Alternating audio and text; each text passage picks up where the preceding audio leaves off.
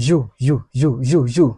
Yeah, na me chiamo de moba Adom GH Media, Adom GH Media. I say nany day di kan ya waba so be follow a page and so be share video ya. No waka I say I over like it, over subscribe page no. Na wa like na wa turn notification no ja commenting so comment section so ase. Na bibi ba na ebeto man ne ho behia se no becha. Ye de beto a won so setimi aden akan bi na waba behwe. Ana me kam say some mani tua eye sia yesi president fufo na nyankopɔ adaroma ya to aba eyi president fufo yenia yewura John Dramani Mahama an ya to aba ye den eyi no na yeyi ni ba no mani tua sese oyi on appoint ministers na our appoint ministers automatically ministerial position eye old president no was so na Akufo-Addo ni ministerial ministers oyi omo odi omo dada adwumaku ahodo ano no I monitor assess president fufo ba obeyi sankofo no automatically otwum ne betiye pekura na I obeyi sankofo na eden efi ho unless e bia wo nipa kro no adwuma eden eso ani anase ya recommend wo eden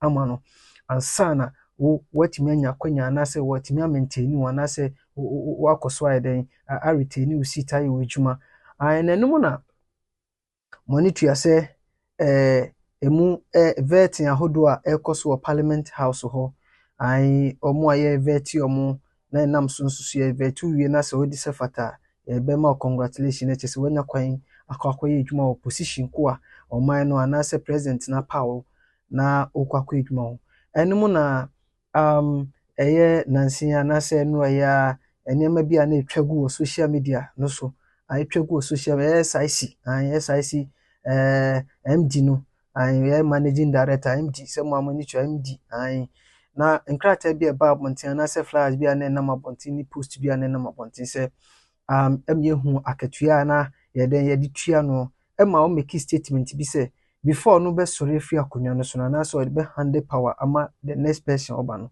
SIC MD no o make statement se agi se o man no tua ne cattle 2028 na enimu na ebeto abonten no yemu bi huye in fact yadwon say how na ya power mo abedi ade so anase yade wasi ministerial position bi so na say aban foforo aba na wabeye nsachiraye na sese onyi free abanwa no so na oyiu na say o si da bi say bia ye compensate for over 4 years entry up to 2028 and san waje atum dia amanfo make comments bebre o social media amanfo make comments because na amanfo adwum na che say how dey na ekoso video flyer na say post play no that me one side no statement o make ye no ene na media house no ba ko capture ye na odi beto ni page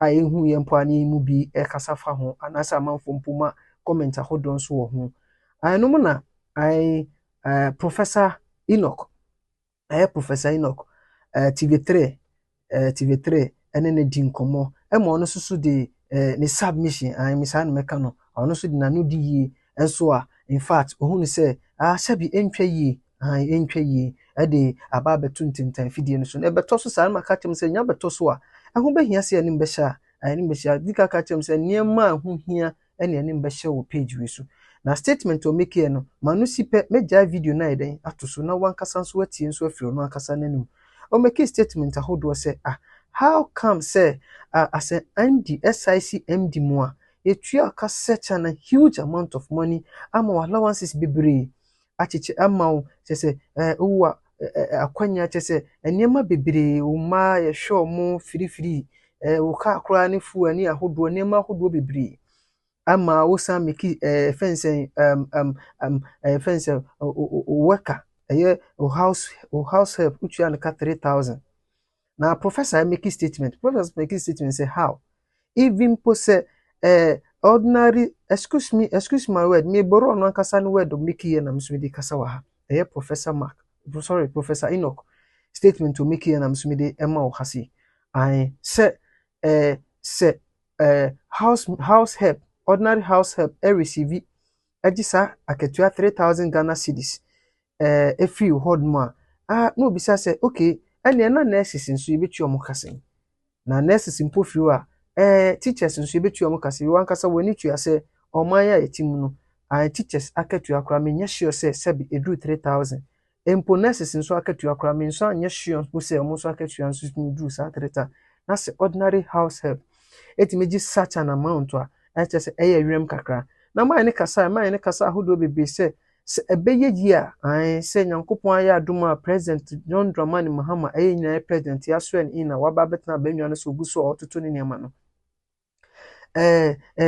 ocha o say institutions ahodo no say yen review institutions ahodo no yen review na enema bi a osusu say ehun behia say ye betete so na bi nso edi bi behihim anase ye besasa ye ben sachrai wo sa ministry ahodo no eni se dwumadi na ye president ni se dwumadi because eyewrem esenso ohwa akatua a wogie ana mdi kan kacha on post net play twemo video no ho anase that one side no ohwa statement no make ni sika ye di tua no na wo expect sa akatua no eno ho post no eden eda ho enko bansa se ya abu team ni ye kan se ma eden ahye obia no dabi antianum na Professor Enoch make statement no ono so ka to akire se be ya president enye en review on review ministerial position and review your ministries ahodo no na onhwehwem niam bia ntwa yie no onye hu onye hu niam yie bisan se sika bi ko waste asa sika ne etimi gi free ho generate the two baby betim dia ye hospitals ni akwan ne niam ahodo a ehia se ebekoso o man ma yi na hwehwe no ma na kasa na mempese me akasa mekoso atutu manu aiden esi ni nsem no yenkohwe ne video no na ndidi a odi si mu no na wankasa tie fi nanum na me ka sa ha ya dum GH media so on subscribe here now on like here now ma comment so comment section asia kai so be di se dwumadi na mami na bibi fufuro bi e beba bi ho behia sem no be share no me ne wabane aba be share yenkohwe video no mra ye ba me didi aka no so aiden ato so no kai so be mam comment so comment section asia yenkohwe video no mra. It is ridiculous. $840,000 a year, which is roughly $50,000 a year. That's fine. But you also have free residence, free utilities. You're not paying for water or electricity. You are getting 3,000 Ghana cedis for house help. How many households are paid 3,000 Ghana cedis? Do you know how much teachers receive in a month? Do you know how much nurses receive in a month? Now let's talk about a gardener who received 2,000. And a security man who received another 3,000. Let's talk about free medical care for yourself and 5 other kids, plus your spouse. And then you have a ticket of $3,000 a year. And then anytime you travel, you are given $810 a day. And then you are given $3,000 for sports if you want to join any sporting club.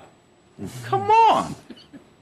So let's ask the question, how has SIC performed over the years? If I look at what I talked about it last night with Alfred, their profits ranges from 2017 to 2023. A year you have profit of 14 million. Another year you are having a profit of 62 million. Another year you have 72. So if you look at the discrepancies, there's a gap of about 58 million cedis that fluctuates every year.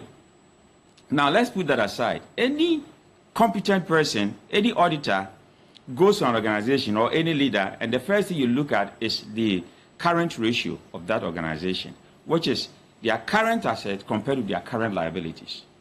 If you look at SIC, their current ratio is 1.3, the average. That means if you take all the assets they have and then the liabilities, they are almost matching. They owe as much as what they have. So it is not prudent to invest in such an organization. And look at the money that they are taking. If you look at even dividend, they are paying 0 dividend. The share price in the stock market is 0.27, 27 cents, not even 1 cedi. So who in their right sense will invest their money in such an institution? And yet look at the money the MDs are taking. So I'm really appalled. Even US and Europe with the best leaders don't take these benefits. They don't. Why are we doing this?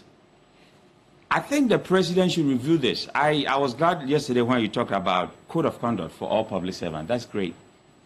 But besides that, all salaries of public institutions, managing directors, CEOs, we should review them. When we are able to make a good cut of this, we can use that money to build our roads, hospitals, and schools and everything. Because this is a waste of money. Individuals are enriching themselves at the expense of the poor people. And Trump said, what Trump said, USAID is now cancelled now. He's telling African leaders that go and balance your budget with others. So we should find internal money to take care of ourselves. How do we get that? We have to cut some of these excesses so that we can have the money to build the country we all love.